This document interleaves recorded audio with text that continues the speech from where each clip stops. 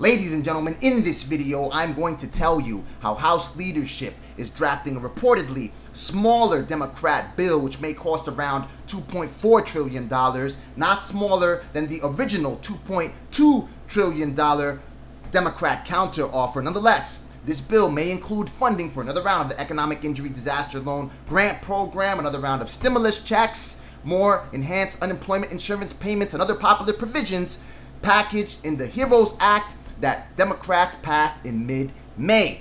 And House leadership may line up a vote for this new scaled-down bill as early as next week. House Speaker Nancy Pelosi has directed all of her committee chairs to assemble a scaled-down Democrat bill to reopen negotiations with the White House. And regardless of whether Democrats have an agreement or they have GOP support, they may line up a vote for this bill as early as next week. Reportedly, House Speaker Nancy Pelosi told the leadership that they are striving for an agreement, that in order to formalize their request, they may line up a vote for it on the House floor. House Ways and Means Committee Chairman, Democrat Congressman Richard Neal, representing Massachusetts, he stated that the contours of the bill are in place, confirming that indeed leadership is working on this new bill. All they have to do is work out the time frame. This would potentially be a win for House Majority Leader Steny Hoyer, Congressman representing Maryland's 5th District, because, as you know, as per previous videos, he has been calling on House leadership to line up a vote for a Democrat bill, regardless of whether Democrats have reached an agreement with the administration and ultimately made a bipartisan deal. He states that he wants to pass legislation that has a good chance of getting passed and signed. He wants something that can be signed because people are hurting, and he wants to get money out to the American people right now. Treasury Secretary Steven Mnuchin testified before the U.S. Senate Banking Committee yesterday, stating that he was playing nicely. See, they can do that when they want to. And speaking efficiently with House Speaker Nancy Pelosi 15 to 20 times, negotiating the terms of the short-term funding measure for the stopgap to fund the federal government beyond September through December 11th. So they were able to make an agreement on that front. Therefore, he stated that both he and the Speaker are going to reopen negotiations. Nonetheless, he did state during that hearing that right now negotiations were stalled because Democrats were at that $2.2 trillion offer. This is $200 billion more, ladies and gentlemen. Congressman Derek Kilmer, representing Washington's 6th District, said that there is value in forward motion. He also stressed, just like Steny Hoyer, that Democrats work on passing a bill that can be signed into law. That's been the goal all along. Florida Congresswoman representing that state's 7th District, Stephanie Murphy, stated that potentially this move would encourage GOP lawmakers to come back to the table to ultimately work on making a bipartisan deal. She stated that the bipartisan BS has gone on for far too long. And by the way, I didn't know that it was PC to actually say the S word. I didn't know that was not profane language. I just saw that written on Politico for some reason. Anyway, so as you very well know, there were about a dozen Democrats that had threatened to sign on to a petition, a GOP move to line up a vote for piecemeal legislation proposing sending out more federal money out to small businesses. And there were a number of pressure tactics that Democrats were putting on the Speaker in order to line up a vote for this bill. Nonetheless, it is still not guaranteed, because you've got to remember, she could still hold the line. All of these reports, you're going to get a lot of YouTubers talking about, oh, confirmed, bill on the House floor next week. Congress will send you the stimulus checks next week. Approved. Trump sends you more stimulus checks next week. You've got a bit of a power grab going on right now. In both parties, you've got all of these Democrats pressuring the Speaker, and as you very well know, she has been very hard in holding her line and saying, no, we are at $2.2 trillion. We already dropped more than $1 trillion. Now she's actually up that number. But you know that GOP lawmakers are stating that they don't want to go beyond $1.3 to $1.5 trillion. If they're at $2.4 trillion, that's $200 billion more.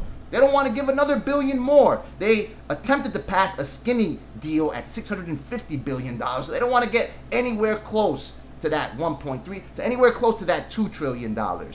They haven't even looked at the Problem Solvers Caucus solution. Nonetheless, President Donald Trump, he's calling for that for more money. And if I was in his shoes, I would have done that. I would have probably gone with the $2.2 trillion ask. Why? Because as I've said repeatedly, he loses the election on account of not providing the monetary support that you need to save and feed your families and save your businesses and keep your employees on payroll. He's out. Gone. There's no more. There's no DOs, as we say in the hood. There's no do-overs, ladies and gentlemen. He's gone. And it's not his money. He might as well go all in. And he explicitly ordered GOP lawmakers to agree to the higher numbers that Democrats are demanding. Nonetheless, you got Senator Pat Toomey yesterday going on global TV. And she's not signing on to this. He stated, we've already given states $500 billion. They want more money? So they don't want to do this. In this package, which is at $2.4 trillion, Democrats are calling for, again, as I said, another round of stimulus checks, enhanced unemployment insurance payments, nonetheless, for a shorter time frame, and potentially the Economic Injury Disaster Loan Grant Program. I say that because in the HEROES bill, the proposal calls for $10 billion to reopen and disperse economic injury disaster loan grants. And they're calling for money for airlines, money for restaurants, and other needs that have popped up since Democrats passed the legislation in mid-May. Now, Trump wants it.